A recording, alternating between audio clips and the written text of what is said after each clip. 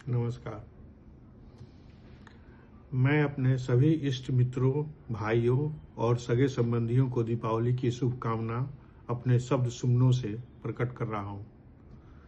दीपावली भारतीय संस्कृति का एक महत्वपूर्ण पर्व है। यह त्यौहार कार्तिक मास की कृष्ण पक्ष की अमावस्या तिथि को मनाया जाता है। दीपावली सामाजिक और आर्थिक दृष्टि से भी अत्यधिक महत्वपूर्ण है। इसको 5 दिवसीय पर्व भी कहा जाता है, जो धनतेरस से शुरू होता है। दीपों की पंक्ति को ही दीपावली कहा जाता है। इस त्यौहार का उद्देश्य अंधकार से प्रकाश की ओर ले जाना है।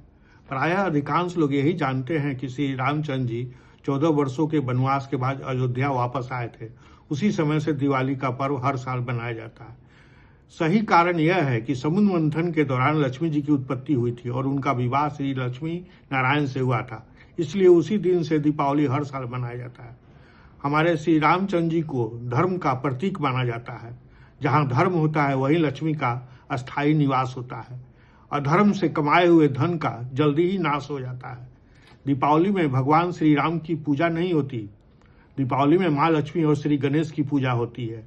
श्री गणेश जी बुद्धि के देवता हैं और माँ लक्ष्मी की कृपा से जो धन का आगमन होता है उसका सही ढंग से उपयोग हो, इसलिए गणेश जी की पूजा करते हैं। चूंकि लक्ष्मी धन की अधिष्ठात्री देवी हैं, लक्ष्मी उन्हीं के पास होती है जिनके पास गणेश जी जैसा बुद्धि हो। 99% लोग रावण का वध दशहरे को हुआ था, यही जानते हैं, ये सभी जानते हैं। पर मेरे विचार से श्री राम और रावण का युद्ध शुरू हुआ था दशहरे को। रावण का वध दीपावली को हुआ था। तभी तो श्री रामचंद्र जी शीघ्रता से पुष्पक विमान के द्वारा दिवाली के दिन 14 वर्ष को पूरा होते देख अयोध्या सीता माता के साथ पधारे थे। तब साथ में यह भी कहना उचित होगा कि अयोध्या वासी उस दिन खुशी से दीपोत्सव मनाए थे। धनतेरस कार्तिक त्रयोदशी को मनाया जाता है। इस दिन धनवंतरी और कुबेर की पूजा की जाती है। समुद्र मंथन के समय आयुर्वेदिक चिकित्सा पद्धति के जन्मदाता धनवंतरी जी अपने हाथ में सोने का कलश जो अमृत से भरा हुआ था प्रकट हुए थे। इसलिए इस दिन मूल्यवान धातु, नए बर्तन एवं आभूषण खरीदे जाते हैं और दीपावली के दिन इसकी पूजा होती है।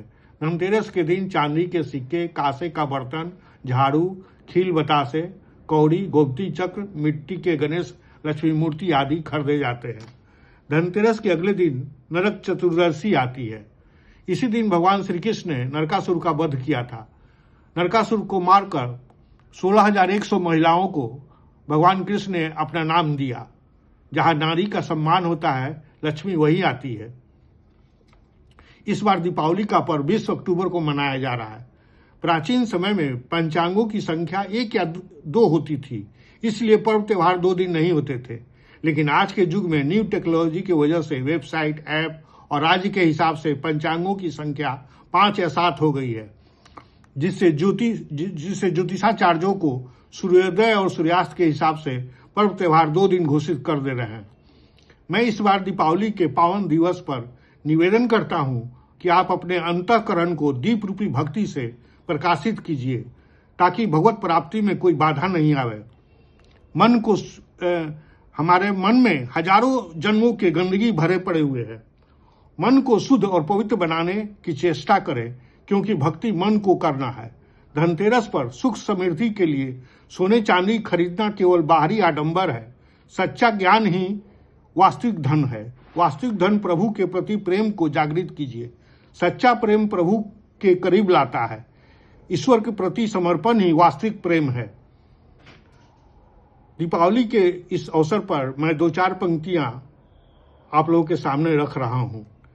दीपों का त्योहार साथियों, अब आओ आज मनाएं हम। जला मशाल चले जनपथ पर, बाधाओं से टकराएं हम। राम विजय या लक्ष्मी प्रगट का उत्सव आज से मनाएं हम। समता का पथ आलोकित हो, अब सुख दुख साथ निभाएं हम। आंसू को तूफान बना के अब सुख की लहर उठाएं हम। समता का सूरज चमकाएं, अब मिलकर तिमिर हटाएं हम। जय नमस्ते।